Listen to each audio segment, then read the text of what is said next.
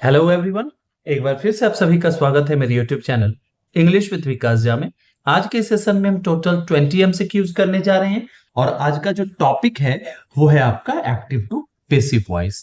मतलब एक्टिव या पैसिव में दिया रहेगा जिसके वाइस वर्सा फॉर्म को आपको चूज करना कि which is going to be the correct answer.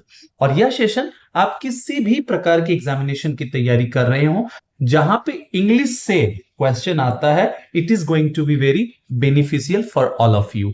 So I request you to watch this video till end. चलिए बिना देर के हम आज के सेशन की शुरुआत करते हैं। और आज का जो फर्स्ट क्वेश्चन हमारा है, कहता है सी राइट्स अ लेटर।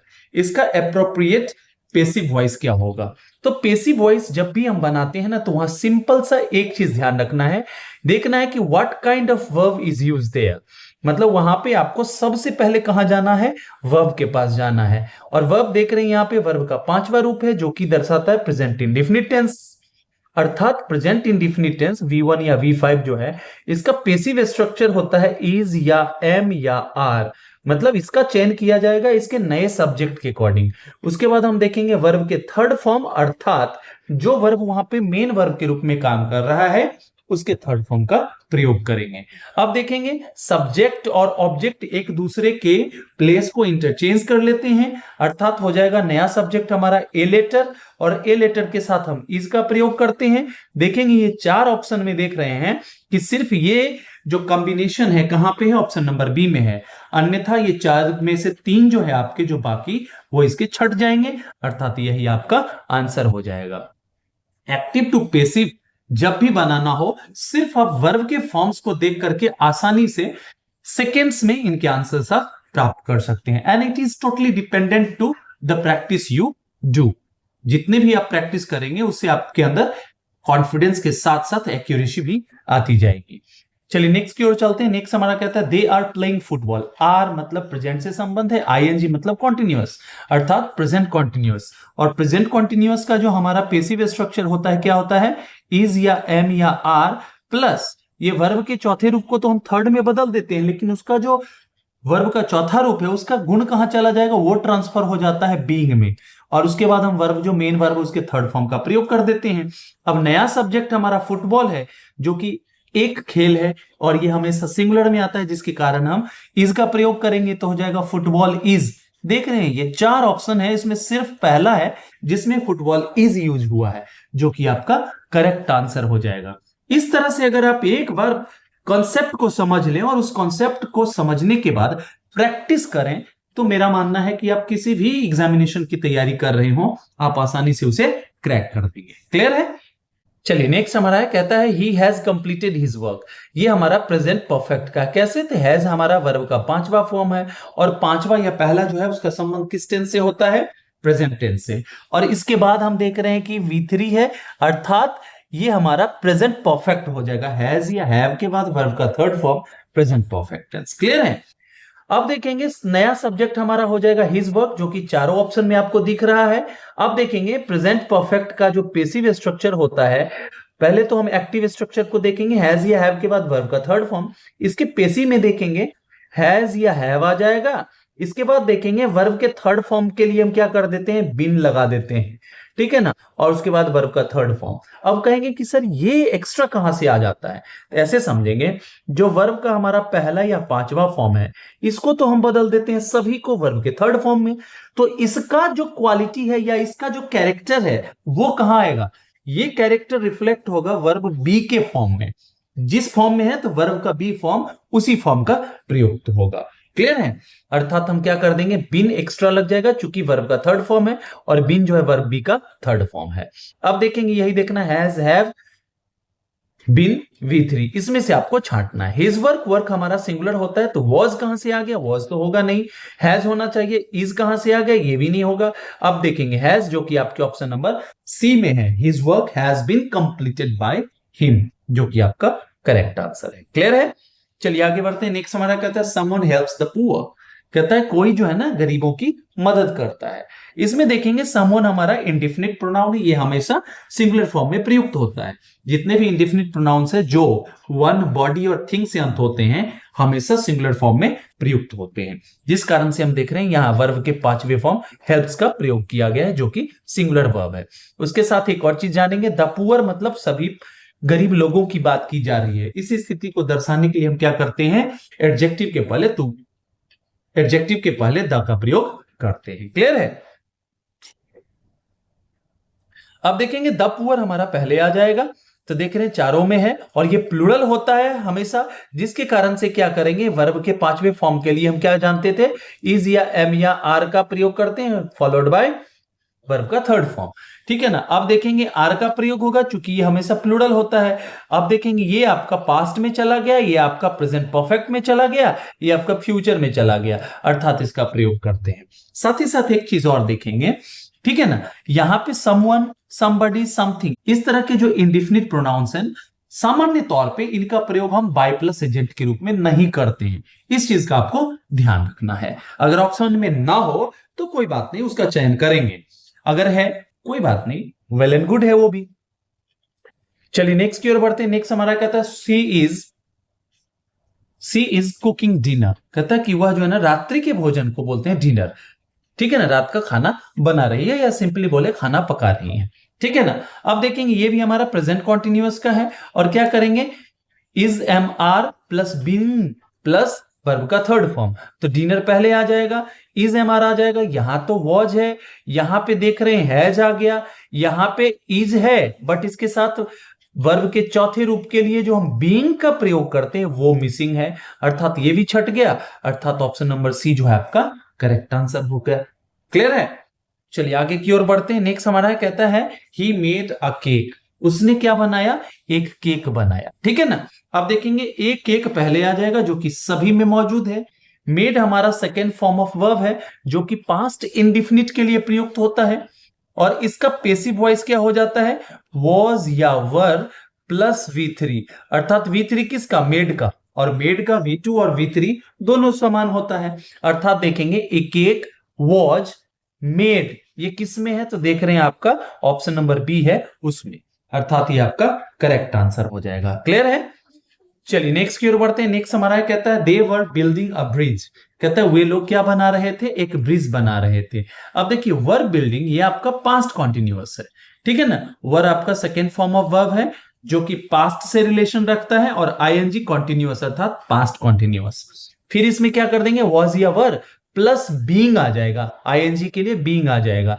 तो देख रहे यहां पे नहीं है, यहां पे नहीं है बीइंग, ऑप्शन नंबर ए और सी में है। तो ए में देख रहे हैं ये इज जो है पास्ट की बात करता नहीं है, ये बात करता है प्रेजेंट की, अर्थात ये छट गया, अर्थात ऑप्शन नंबर सी जो है आपका करेक्ट आंसर हो जाएगा। क्या हो जाएगा, ए bridge was being built by them, built, ये ध्यान रखना है, build का 3rd फॉर्म built होता है।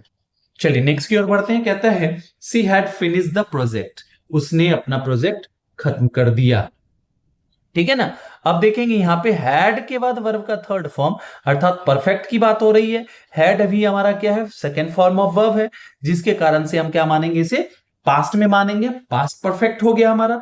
और पास्ट परफेक्ट के लिए हम क्या करते हैं, पैसिव वॉइस, हैड के बाद हम देखेंगे बीन, उसके बाद हम वर्ब के 3rd फॉर्म का प्रयोग कर देंगे। तो देखेंगे क्या हो जाएगा, the project had been finished by her, जो कि आपकी ऑप्शन नंबर क्या है, ऑप्शन नंबर डी में है, the project had been finished by her. Clear है? चलिए नेक्स्ट हमारा कहता है they sold the house last year, कहता है उन लोगों ने अपने घर को लास्ट ईयर बेच दिया। अब लास्ट ईयर दिखाता है किस चीज का, ये कीवर्ड है, ये पास्ट इंडेफिनिट का है और यह सिद्ध कैसे हो रहा है, सोल्ड जो है हमारा 2nd फॉर्म ऑफ वर्ब है, इससे हो रहा है। क्लियर है? अब हमने देखा था कि 2nd फॉर्म ऑफ वर्ब के लिए हम पैसिव वॉइस का स्ट्रक्चर क्या रखते हैं, वॉज या वर प्लस वर्ब का 3rd फॉर्म।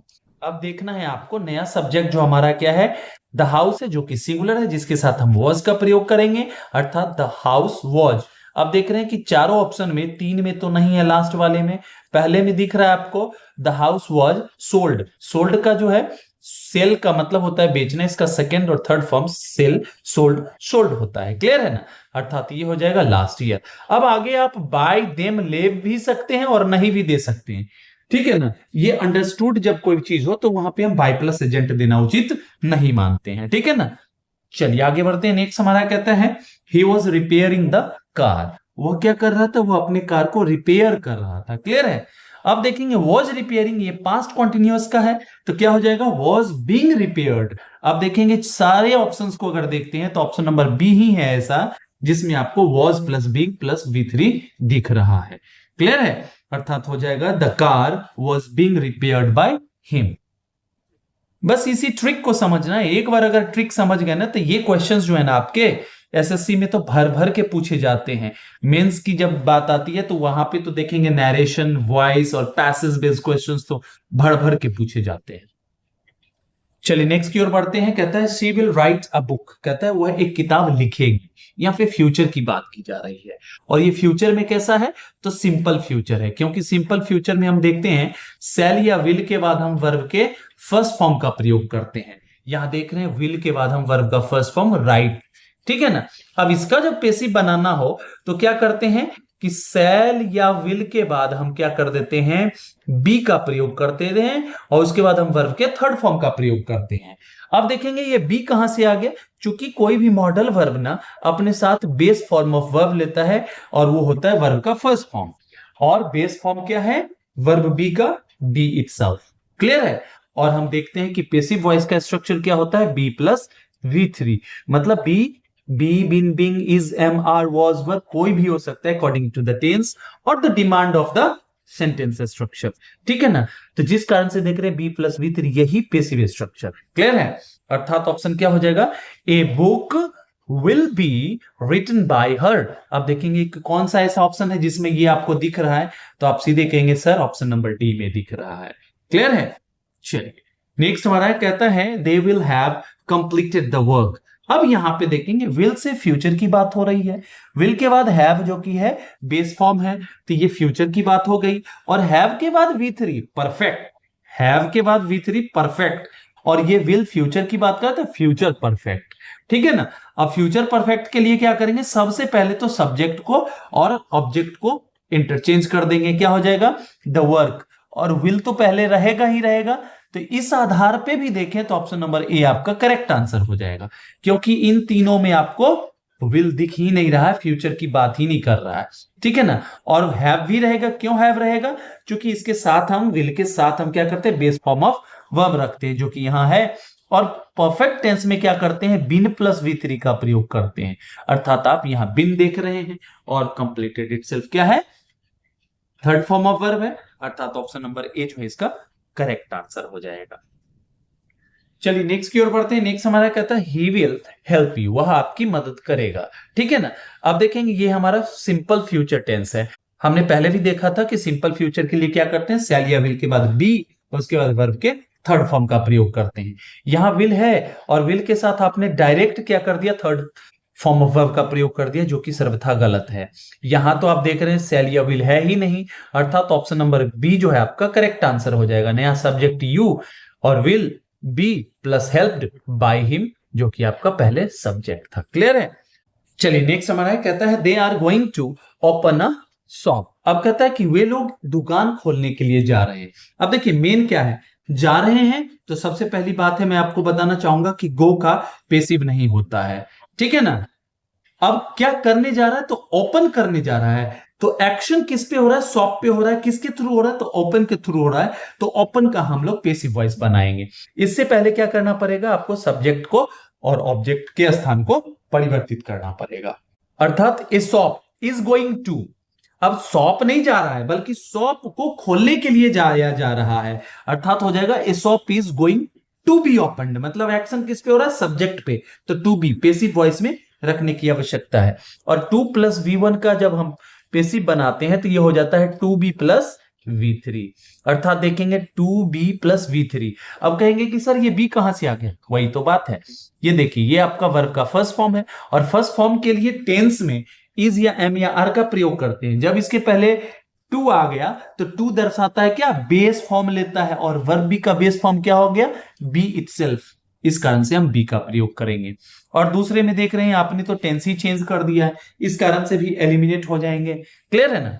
तो अगर आप थोड़ा सा कंसस रहें, ऑप्शंस को आप एक नजर में छांट सकते हैं। यह है क्वालिटी प्रैक्टिस का, यह है इंपैक्ट प्रैक्टिस का। चलिए आगे बढ़ते हैं। नेक्स्ट हमारा कहता है you must obey the rules. कहता है आपको अवश्य क्या पालन करना चाहिए, रूल्स का पालन करना चाहिए।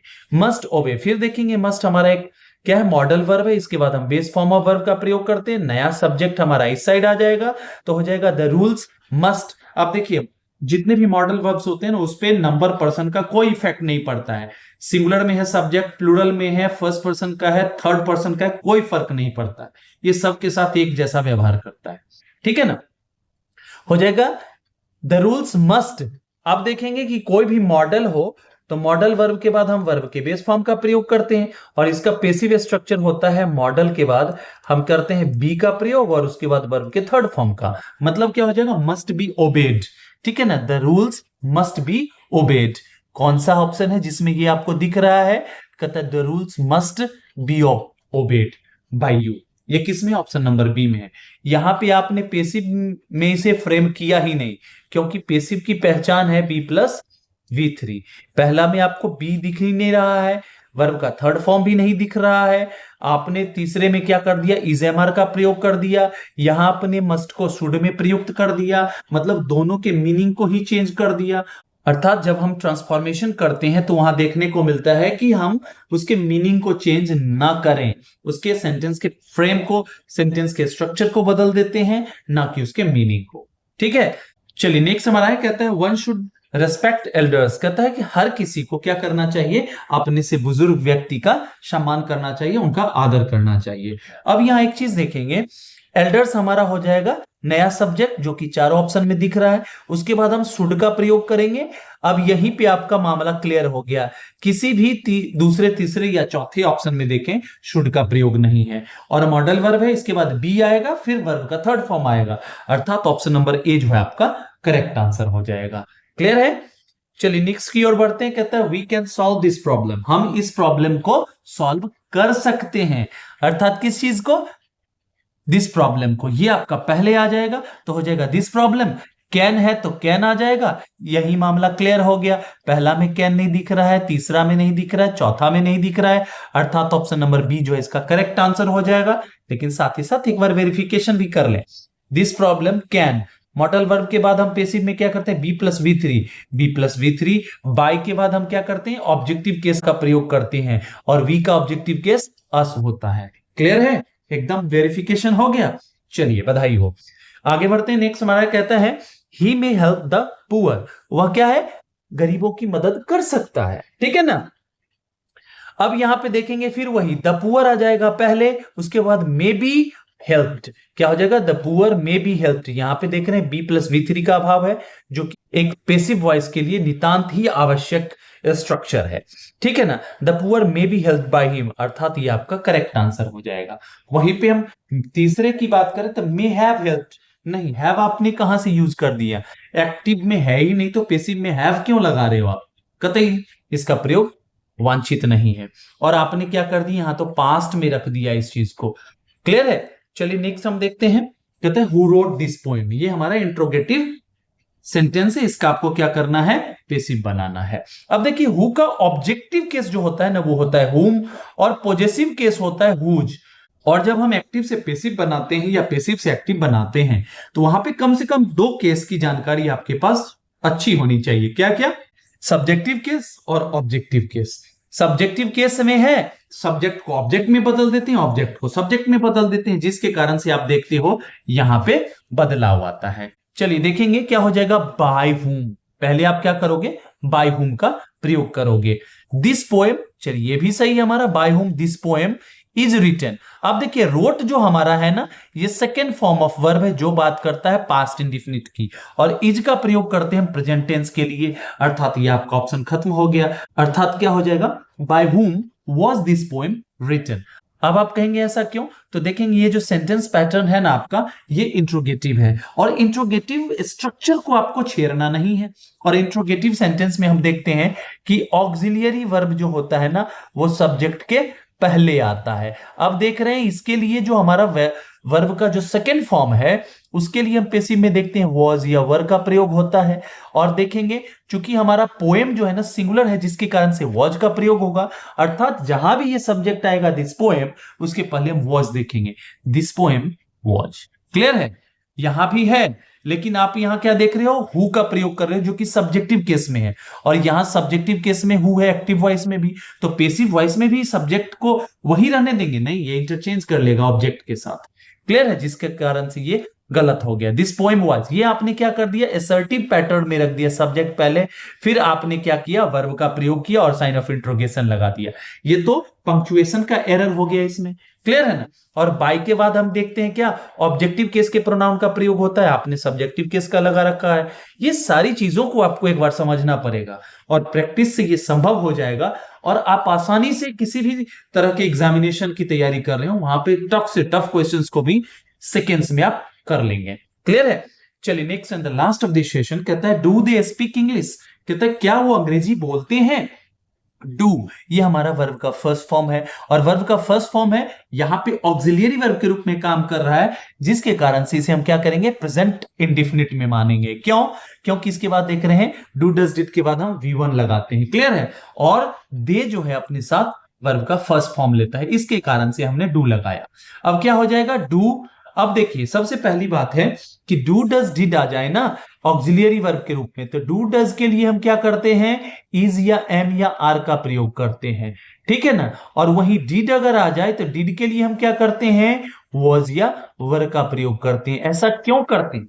ऐसा इसलिए करते हैं क्योंकि ये हमारा वर्ब का फर्स्ट फॉर्म होता है, ये पांचवा होता है, और हमने देखा था कि V1 और V5 को हम किस टेंस में मानते हैं, प्रेजेंट इंडेफिनिट टेंस में। वहीं पे ये जो हमारा सेकंड फॉर्म ऑफ वर्ब है ये पास्ट इंडेफिनिट का है, जिसके कारण से हम वॉज वर्ब का प्रयोग करते हैं। क्लियर है? अब क्या हो जाएगा, इंग्लिश हमारा किसी एक सब्जेक्ट का नाम है और ये हमेशा सिंगुलर होता है, जिसके कारण से क्या करेंगे, इज इंग्लिश। ठीक है ना? और हम देख रहे हैं कि बी के बाद हम V3 का प्रयोग करेंगे। स्पीक का थर्ड फॉर्म क्या होता है, स्पोकन।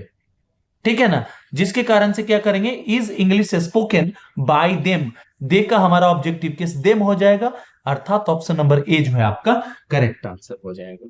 ये छोटी छोटी चीजें हैं जिनको आपको दिमाग में बिठाना है और प्रैक्टिस करने से आप में फ्लुएंसी आ जाएगी, आप में स्पीड आ जाएगा और आप किसी भी एग्जामिनेशन को चुटकी में हल करेंगे। आई होप कि आपके लिए सेशन बहुत ही बेहद फायदेमंद रहा। अगर ऐसा है तो उत्साहवर्धन के लिए लाइक शेयर सब्सक्राइब कर दीजिए ताकि हम भी आपके लिए अच्छे अच्छे कंटेंट्स लाते रहें। चलिए till the time we meet next, happy learning and keep evolving. Thank you so much.